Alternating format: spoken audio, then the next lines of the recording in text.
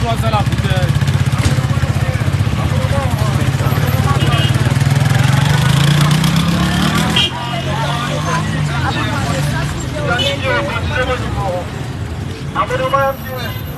Bonjour à tout le monde, j'ai eu un compte dedans. Donc vous voyez que j'entre à l'université là.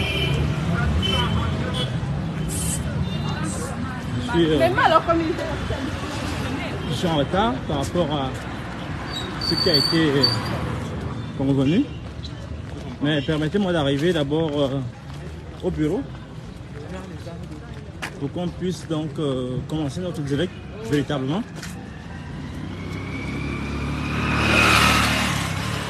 Donc on est en train d'entrer. Ah non. Ouais, mais non.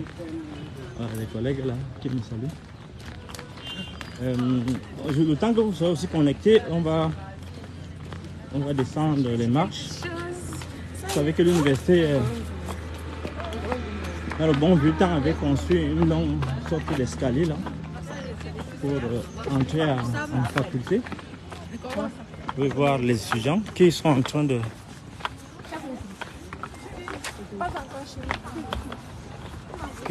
de rentrer paisiblement chez eux. Donc le temps que vous soyez connectés, je descends aussi au bureau, on aura le temps de bien causer.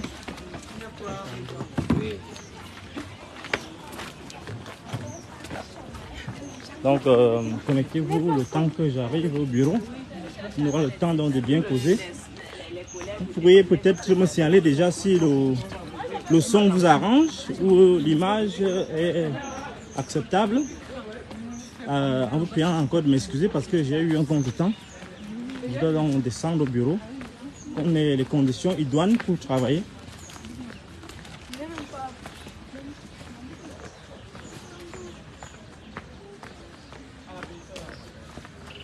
J'avais un rendez-vous important au niveau du parquet. Vous voyez que nous sommes là devant le rectorat de l'université Yaoundé 1 qui est vide, il n'y a pas d'occupant. Le recteur a disparu. Et le recteur a disparu de l'université. Je le cherche partout, je ne le vois pas.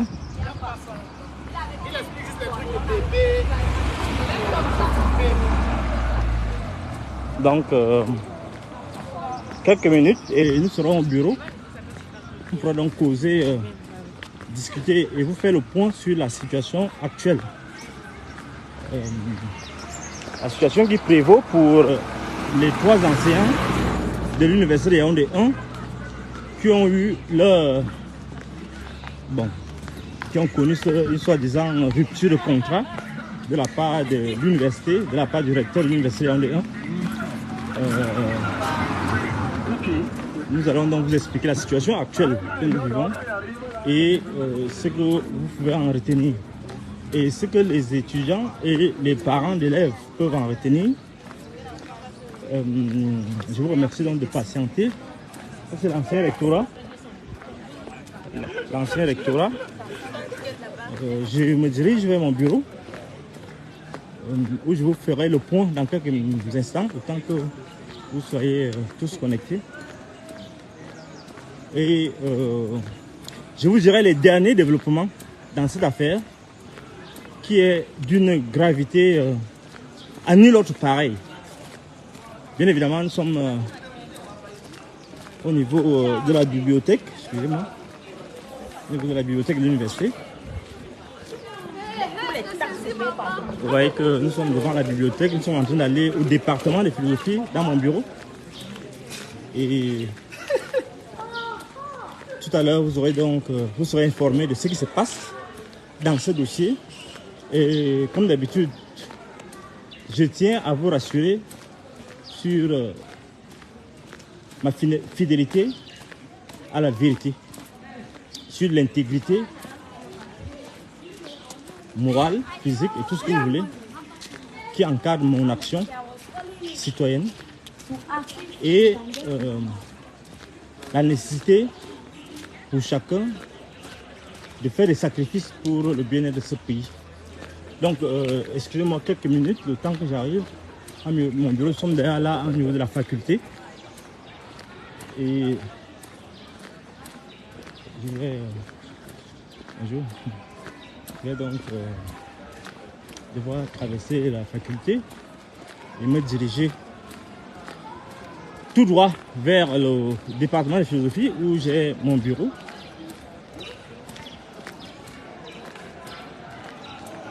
Le temps que vous soyez connecté, bien sûr, on va commencer dans le direct lorsqu'il serait assis au bureau dans quelques minutes. Voilà le champignon.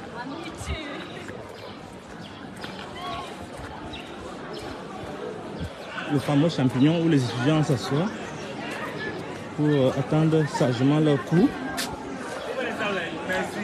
Ah, il y a les fils de fer, hein. Ah bon, il y a les fils électriques qu'on traverse, c'est comme dans tous les pays, hein. Il y a l'électricité partout. Oui, c'est très dangereux pour les étudiants, mais bon, nous sommes au village. Au village, ouais, l'électricité là, l'étudiant peut vivre l'électrocution là, en direct, sous nos yeux, et on dira que c'est la sorcellerie. Voilà le pays, voilà l'université, avec les fils de courant qui pendent partout, vous avez vu. Voilà, donc, ce qui nous préoccupe là maintenant, c'est aller dans notre bureau et nous asseoir et commencer ce direct qui va vous présenter la situation réelle de ce dossier, dans ce scandale.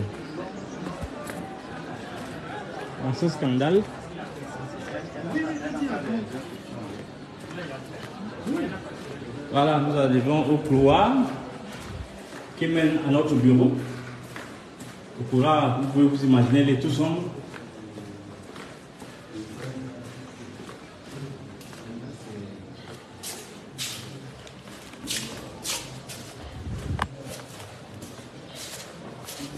Bonjour, monsieur le chef de département.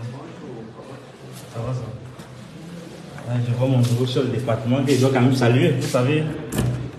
Il faut quand même saluer les chefs. Il faut saluer les chefs. Bon, je suis arrivé à mon bureau. Je suis arrivé au bureau donc. Dommage, il n'y a pas beaucoup de lumière ici. Excusez-moi, je vais quand même un peu créer des conditions, un peu de lumière. Vous voyez qu'il y a une ampoule qui est grillée. Il y a une ampoule qui est grillée. Oui, je suis en plein direct. Bonjour, comment ça va? Bonjour. Après alors? Après, je reviens. Bon, alors, permettez-moi de m'asseoir. Tant que je vous fasse dans le point rapide sur ce qui se passe dans ce dossier. Alors, merci, mesdames et messieurs, d'être connectés. J'aimerais m'assurer que tout se passe bien. Est-ce que vous pouvez me confirmer que... Excusez-moi, là, je dois...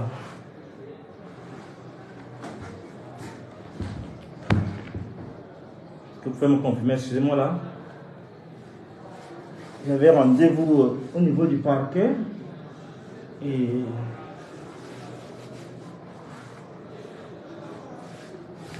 merci beaucoup. Alors, mesdames et messieurs, est-ce que vous pouvez me confirmer que tout va bien? Ok, ça va. Merci beaucoup d'être connecté à ce direct. Je voudrais inviter nos compatriotes qui verront cette vidéo après et à vous-même qui êtes déjà connecté, qui êtes en direct, de comprendre, d'être attentif à la gravité de la situation que nous vivons. Merci beaucoup. Thank you so much. Tata Doza. Vanik Léonel, merci. Jean-Claude Calvin, bon, salut. Benjamin Tala qui me dit que la chaîne est déchirée. Oui, c'est l'échelle de l'université, bon, c'est pas grave. C'est comme ça le pays. Je vous ai montré tout à l'heure les images des fils électriques, des fils de courant, des néos qui traînent même le sol, qui peuvent électrocuter les étudiants. Voilà.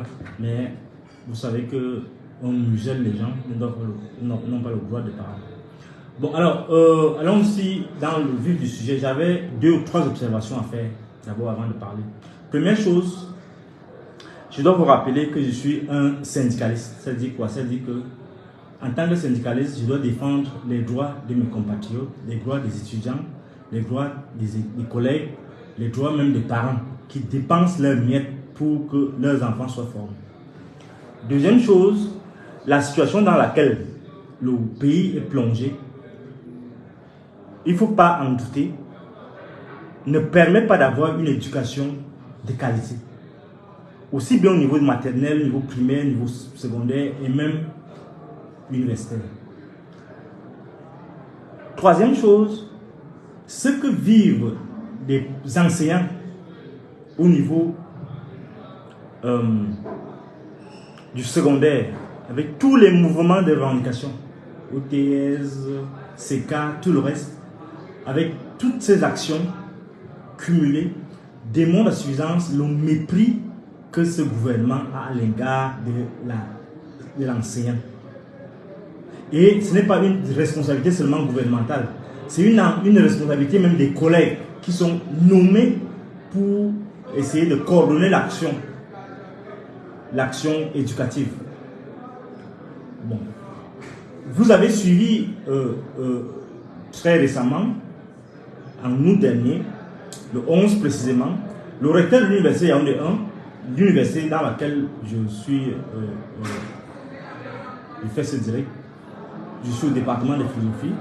Le recteur de l'université Yaoundé 1, M. Aurélien Soso, Maurice Auré Soso, ou bien Aurélien Soso, ce n'est pas son réel nom. Quand je le dis, c'est à l'intention des enquêtes qui sont en cours, pour qu'on sache à qui on a affaire. Le recteur donc a décidé en août dernier, de manière totalement illégale, de manière immorale même, de rompre le contrat. Ce qu'il appelle le contrat, c'est une action tout à fait illégale. Parce que lorsqu'on arrive au niveau de chargé de cours, comme moi, comme docteur Ndok, lorsqu'on arrive au niveau de maître de conférence, comme le professeur Madame Enyoro, Damaris Mandop, donc c'est l'épouse Enyoro, professeur Mandop, donc lorsqu'on arrive à ce niveau, on ne parle plus de contrat. D'office, on est fonctionnaire de l'enseignement supérieur, c'est-à-dire à la limite agent de l'État à un haut niveau. On ne dépend plus du contrat, on dépend maintenant du président de la République. Je simplifie pour que vous compreniez. Les techniciens savent que le décret qui organise le fonctionnement des universités a établi un ensemble de normes. Parce que c'est le rappel des faits. Je vous explique ce qui se passe maintenant. A établi les normes de fonctionnement dans les universités d'État au Cameroun. Et je vous préviens que le président de la République avait dit, lorsque ce décret était signé, qu'il ne veut pas entendre parler des universités, d'organisation des universités privées. Donc, il est concentré sur le fonctionnement des universités d'État. C'est ce texte qui organise notre corps.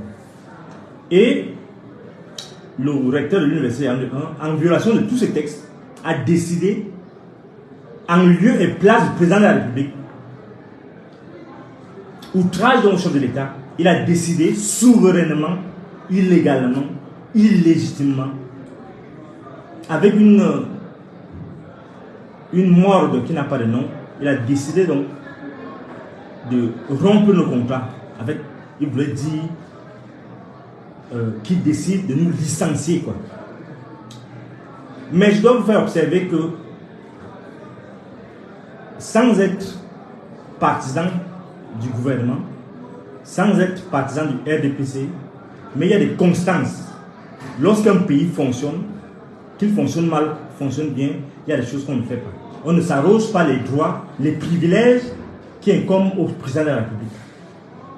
Alors, mesdames et messieurs, le 11 août dernier, donc, le recteur de l'université de 1 a décidé de nous radier. Alors, mes collègues et moi avons attendu. Nous avons au départ décidé de réagir fermement à cette injustice. Et nous avions planifié même d'ailleurs une action forte en septembre. Vous savez, je suis le porte-parole du groupe parce que je suis syndicaliste, c'est moi qui parle en leur nom. Nous avions pensé cela. Mais vous savez, en tant que leader, j'ai l'obligation de suivre le consensus qui se dégage de nos réunions. Mes collègues avaient jugé opportun de donner la chance au gouvernement de se racheter, non seulement au professeur Soso, au recteur, de rapporter sa décision, mais aussi au ministre d'État, ministre de l'Enseignement supérieur, à travers la saisine de son autorité. Bonjour, collègue. À travers la saisine de son autorité, on espérait donc que le ministre d'État, ministre de l'Enseignement supérieur, allait aider à rapporter cette décision à travers ce recours hiérarchique que nous avions introduit. Après le recours de la CIE au recteur de l'université, adressé au recteur de l'université, un signataire de cette décision illégale. Je peux vous dire donc, en ce jour, 13 novembre, que rien n'a été fait et nous sommes donc fondés dès l'instant présent à saisir le tribunal administratif. Première information. Deuxième information, contre mon gré, j'ai dû saisir au nom des collègues, en tant que syndicaliste, en tant que leader de cette affaire, dans cette affaire, où on a voulu défendre simplement les droits des enseignants, le droit à la parole, le droit à la critique de la gouvernance universitaire, le droit à la spoliation des richesses, des ressources de l'université. On a voulu juste défendre les collègues, défendre nos biens, parce que les choses de l'université appartiennent pas au recteur, ni à sa femme, ni à son fils. Elles appartiennent au corps enseignant, à l'État, en fait. Donc, on a jugé qu'on devait nous sanctionner. Alors, contre mon gré, j'ai encore écouté mes collègues et nous avons dû saisir l'instance suprême, c'est-à-dire le gouvernement, le président de la République. Parce que c'est le président du Conseil d'enseignement supérieur de la recherche scientifique et technique. Donc, nous avons donc jugé qu'il fallait qu'il soit informé parce que nous avons attendu la réaction du ministre de l'Enseignement supérieur qui n'est jamais venu. Je suis en droit donc de vous informer que le président de la République a donné une suite à notre correspondance et il a instruit une enquête au niveau du CED. Une commission a été mise sur pied au niveau du CED pour, entre autres choses, examiner les causes profondes de la crise. Deuxièmement, établir les responsabilités. Troisièmement, envisager les suites à donner à l'affaire, suites notamment pénales, éventuellement. Et enfin, faire des propositions. La commission dont les travaux se poursuivent, je n'ai pas besoin de donner les détails, parce que je ne suis pas autorisé à dévoiler tout ce qui se passe. La commission qui nous a entendus pendant plusieurs jours a eu donc la quintessence des éléments que nous devions mettre à leur disposition. Nous avons pris la peine d'expliquer tous les travers de la gouvernance universitaire, tous les crimes orchestrés dans cette université, tous les excès et les abus de pouvoir auxquels nous assistons, c'est-à-dire que dont nous sommes victimes à l'université. Nous avons donné les preuves tangibles de ce que nous ne parlons pas en l'air, de ce que nous ne faisons pas de preuves d'insubordination. Nous avons établi devant les enquêteurs les preuves, nous avons établi les faits avec des preuves. J'insiste sur les moments de preuves. Après avoir d'abord présenté déjà ces éléments-là au niveau de la région, où une enquête a été aussi ouverte au niveau de la région de gendarmerie, la première région de gendarmerie. Je récapitule jusque-là. J'ai dit, je vous ai rappelé les faits, et je vous ai dit, on attendait donc une réaction de la hiérarchie, c'est-à-dire de celui qui a signé le communiqué, c'est-à-dire le recteur, ou bien une réaction au niveau de la hiérarchie du recteur, c'est-à-dire le ministre d'État, le ministre de l'Enseignement supérieur. La deuxième chose, c'est que, contre notre gré, en tant qu'individu, en tant que personne physique et figurante, nous avons été amenés à saisir le président de la République, qui est le président du Conseil d'enseignement supérieur et de la recherche scientifique et technique, qui a ordonné donc une enquête sur cette question fondamentale. Mesdames et messieurs, ce que je peux dire à ce niveau, c'est déjà remercier les enquêteurs qui ont fait preuve de beaucoup de professionnalisme et de beaucoup de tact dans leur façon d'examiner cette question-là. Sans discernement, c'est-à-dire sans flatterie, je dois dire que j'ai compris l'importance que certains au cœur du gouvernement ont apporté à cette affaire, parce que cette affaire est de nature non seulement à jeter l'opprobre sur l'enseignement supérieur dans l'ensemble, mais aussi sur la gouvernance. Parce que lorsque un recteur se permet de faire du faux, c'est-à-dire lorsqu'un esprit supposé grand esprit, supposé grand commis de l'État, se permet de faire du faux à ce niveau, se permet de brader les biens publics, lorsque l'intelligentsia, qui est supposée être la lumière d'une république, d'un pays, d'un État, d'une nation en construction comme la nôtre, lorsque l'intelligentsia dirige, se permet donc de violer le serment de l'intégrité, le serment de la droiture, le serment de l'éthique, le serment de la déontologie universitaire. À ce niveau, nous ne pouvons que constater et le décrier. Et les enquêteurs ont pris conscience de la gravité de la situation. Mon intervention de ce jour vise à deux objectifs. Premier objectif, vous faire prendre conscience de la situation dans laquelle nous sommes. C'est-à-dire quoi? Et deuxièmement, dire au président de la République, aux responsables gouvernementaux, l'enjeu du comportement, ce qui se crame dans l'esprit de Aurélien Soso.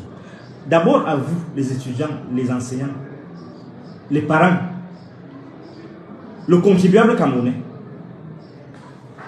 Je voudrais vous expliquer quelque chose. Je vous ai dit au début que nous avions pensé qu'il était temps qu'on observe les 3 mois requis dans les textes, dans la loi, les 3 mois qui doivent précéder la saisine du tribunal administratif. Ils ont eu donc 3 mois. Le recteur Aurélien Soso a eu 3 mois pour revenir à sa décision, pour rapporter sa décision. Le ministre de l'Enseignement supérieur, le professeur Jacques Famendongo, a eu 3 mois pour revenir à sa décision. Pour rapporter la décision du recteur de l'université Yaoundé 1 à travers le recours hiérarchique après le recours gracieux adressé au recteur. Nous avons donc adressé un recours hiérarchique au ministre d'État, ministre de l'Enseignement supérieur, à sa demande. Je dois préciser, à la demande des services du ministère de l'Enseignement supérieur, à leur demande, j'insiste, la demande qui a été formulée à mon endroit personnellement, en tant que leader du groupe, et à l'endroit qui a été aussi demandé aux autres collègues, nous avons fait notre avocat, le maître Modjo, a fait les diligences nécessaires à cet effet, à cette cause. Malheureusement, il y a eu un silence. Ce silence explique mon direct de ce jour. Je vous informe donc que dès à présent, nous allons donc saisir le tribunal administratif et nous allons demander réparation de ce préjudice irréparable. Dès demain, nos avocats vont prendre le relais et ils vont saisir le tribunal administratif. Ce qui est en jeu ici, je parle là aux étudiants, aux enseignants, aux parents, aux contribuables, c'est que aussi bien le ministre de l'enseignement supérieur, aussi bien le recteur Aurélien Soso, il ne leur importe pas de savoir que l'État va dépenser leur argent, l'argent du contribuable. Non. Aurélien Soso, Jacques Famine Ndongo, se fout royalement de ce que cela peut coûter à l'État. Malheureusement, on ne peut pas laisser passer cela. Parce que ce que nous subissons, ce que moi personnellement je subis depuis 8 ans, ce que madame le professeur Mandok Damari subit depuis presque 5 ans, ce que monsieur Ndok subit peut-être depuis 3-4 ans, cela est irréparable. Ce préjudice est irréparable. Parce que l'argent ne peut pas payer ça. Même si on a de l'argent après, même quand on va gagner cet argent, hello bro, how are you doing? Sorry, I'm busy. Même quand on va gagner cet argent, cela ne pourra rien réparer. Et ce qui est grave, ce n'est pas que nous voulons de l'argent, mais le fait que des hauts commis de l'État se permettent ainsi de faire dépenser des dizaines, des centaines de millions aux contribuables sans sourciller, c'est-à-dire sans scrupule, cela interpelle. Cela devrait nous interpeller, nous tous. Les gens qui sont conscients qu'ils ont signé une affaire illégale, probablement illégale. Je dis illégale, je donne l'exemple simple. Pourquoi je dis que c'est illégal? Parce que vous pouvez croire que je suis en train de divaguer. Ou bien je raconte des histoires. C'est illégal parce que ils n'ont même pas eu la possibilité de couper nos salaires. Nous avons 3 enseignants qui ne demandent qu'à enseigner, à travailler, à donner ce qu'ils ont appris, à communiquer leur savoir. Mais un individu se lève et dit: je vous interdis d'enseigner, en lieu et place du président de la République qui seul peut nous interdire d'enseigner. Alors, nous sommes dans une situation où ils sont incapables de couper nos salaires. C'est pourquoi je vous informe donc que nous avons nos salaires intacts. Parce que c'est une décision totalement impensable même. C'est même pas seulement illégal, c'est impensable. C'est un non-événement dans un pays normal. Mais comme ce n'est pas un pays normal, on a quand même des gens qui refusent, au niveau du doyen, au niveau du chef de département, qui refusent de nous donner les emplois du temps. Alors, ça nous interpelle. Ça nous interpelle sur le peu de cas, sur le peu de considérations que c'est au commis de l'État, aussi bien le ministre de l'Enseignement supérieur que Famine Ndongo, que le recteur de l'université. Et ce n'est qu'une goutte d'eau dans la mer, parce qu'ils sont tous tenus, tous ces gouvernements, ils sont pareils. Il n'y a pas, s'il y a des exceptions, je ne sais même pas s'ils en existent. Donc, ils sont pareils. Donc, ils engagent donc cette grosse mafia où ils se tiennent les uns contre les autres. Donc, on comprend donc que même le ministre de l'Enseignement supérieur, malgré son insistance à ce qu'on fasse une requête, un recours hiérarchique, n'a pas daigné bouger le pouce, bouger un doigt. C'est un scandale en soi. Mais je dois vous dire que nous allons faire ce que nous avons à faire, c'est-à-dire nous plaindre au niveau du tribunal administratif. Bonjour collègue. Donc, ça c'est la première chose. Maintenant, au niveau du gouvernement, l'enjeu c'est quoi? L'enjeu c'est que nous sommes dans une lutte des clans où on veut impliquer les gens de force dans des accointances, dans des appartenances guerrières, ésotériques qui n'ont pas lieu d'être. Donc, lorsque le ministre d'État, ministre de l'Enseignement supérieur, dit qu'il ne veut pas ça a commencé avec l'affaire Messanga Yamdi, mon neveu, qui m'explique l'autre jour que non, le ministre d'État, bon, oui, il dit qu'il ne peut pas intervenir parce qu'il ne peut pas les prendre avec Ngongo. Alors, vous comprenez comment est le pays. Donc, c'est le même raisonnement. Il ne veut pas les prendre avec Soso. Un ministre d'État, ministre de l'enseignement supérieur, ne veut pas les prendre avec Soso. Vous comprenez jusqu'où la décrépitude. Vous comprenez jusqu'où ceux qui sont chargés d'être des éclaireurs publics, les éclaireurs, c'est-à-dire la société, c'est-à-dire les universitaires, sont les premiers qui sont versés dans la gadoue, c'est-à-dire que vous voyez jusqu'où les créatures, parce que les créatures de Biya, c'est ça, c'est-à-dire qu'il a créé un système où il les tient tous, et où ils se tiennent tous, où ils se font tous des coups bas, où certaines personnes sont seulement préservées, c'est-à-dire les boulous. Les boulous dans le sens où, je le dis, on va dire que je suis Kibalais. Non, non, non. Si c'était un boulot qui avait ce cas, ça n'allait jamais arriver. C'est-à-dire qu'on fait tout, les super boulots, ce qu'il appelle les super boulots, c'est-à-dire que les gens qui sont au pouvoir, qui ont confisqué le pays, et qui se permettent de tuer en même temps les boulous, les bêtis, les Zaoussa, les Bamileke, ils sont un groupuscule, des gens qui les recrutent. Quand il dit boulot, super boulot et affilié, c'est-à-dire que il y a un petit groupuscule des Wondola, petit groupuscule, des gens de Sawala qui sont des petits nègres de service. C'est comme ça que le pays fonctionne. Arrêtez-moi ces histoires de Chibalé. Non, on est dans une réalité claire. Et je comprends pourquoi un acteur politique avait dit est-ce qu'il faut faire un concours. Si j'avais fait un concours pour être fils de boulot, est-ce que je serais dans cette situation où je suis? Que depuis 8 ans, depuis 2014, 2015, que je suis recruté à l'université en E1, je ne bouge pas d'un pas. Je suis persécuté à vie. Et on me contraint par la force à adhérer à des choses qui ne sont pas conformes à mon goût, conformes à mes convictions. Est-ce que c'est comme ça qu'un pays doit fonctionner? Ce n'est pas une question de tribalisme, c'est comme ça que le pays fonctionne. Donc, quand les gens s'en prennent à une personne qui a dit qu'il faut faire un concours pour être boulot. Non, c'est comme ça que ça fonctionne. Ça fonctionne malheureusement. Donc, lui, là, il est une femme boulot. Bon, on ne peut pas le toucher parce qu'il est associé, affilié, associé au boulot. Ça, c'est moi qui parle maintenant à mon nom. Je parle à mon nom en tant qu'Eton de Bala. Si c'était un boulot, de Moyomo Sala, je ne sais pas où, ça n'allait pas arriver. Ça n'allait pas arriver. Si Madame Mandok était la femme d'un boulot, ça n'allait pas arriver. Si Ndomdok était le petit frère d'un boulot, ça n'allait pas arriver. Voilà le pays dans lequel nous sommes. Que ça vous plaise ou quand ça ne vous plaise pas, voilà les faits. Quand le ministre Famille de me dit non, va faire un recours hiérarchique, on va trouver une solution, et que je me retrouve 3 mois après sur la même situation.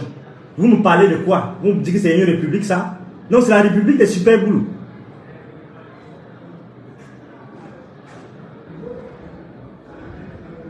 Oui, c'est la république des super boulots.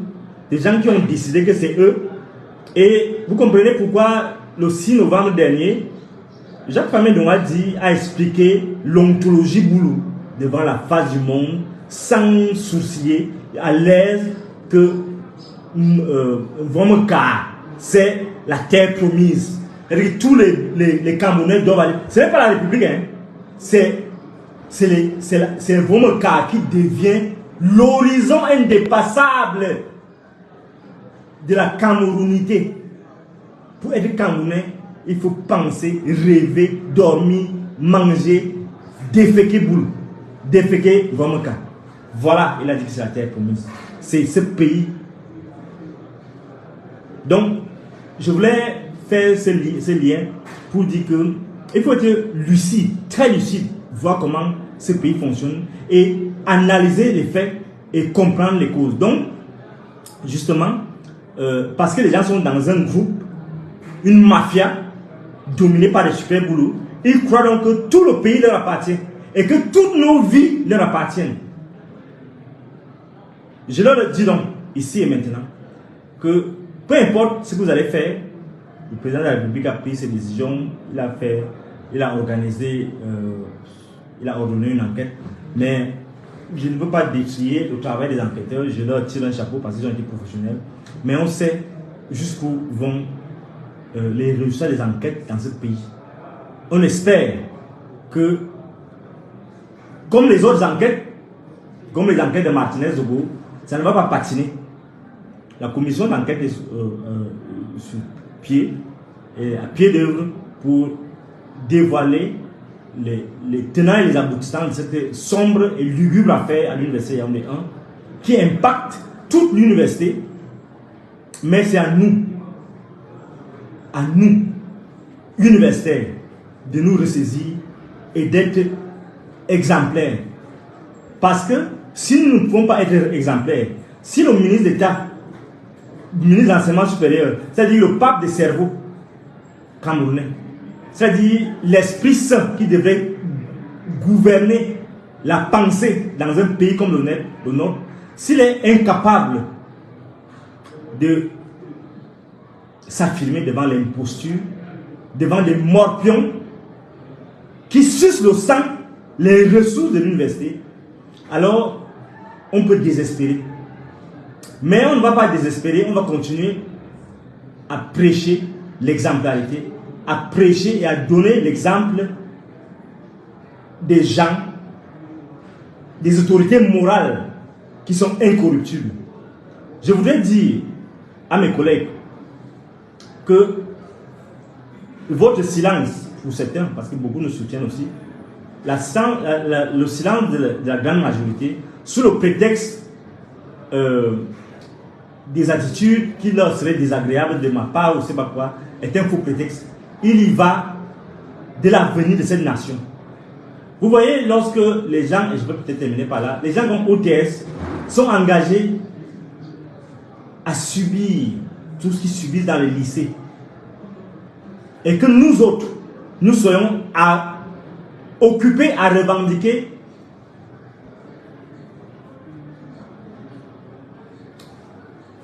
le paiement de la dette académique, sans émotion sur ce que subissent les autres, nos collègues du secondaire. On comprend jusqu'où donc la solidarité n'a plus sa place. On comprend jusqu'où vous avez choisi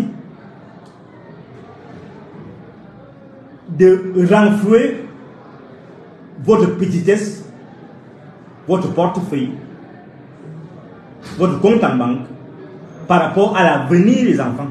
Parce que les enfants du secondaire, les collégiens, les lycéens qui vont arriver, ils vont arriver avec quelle carence, quel niveau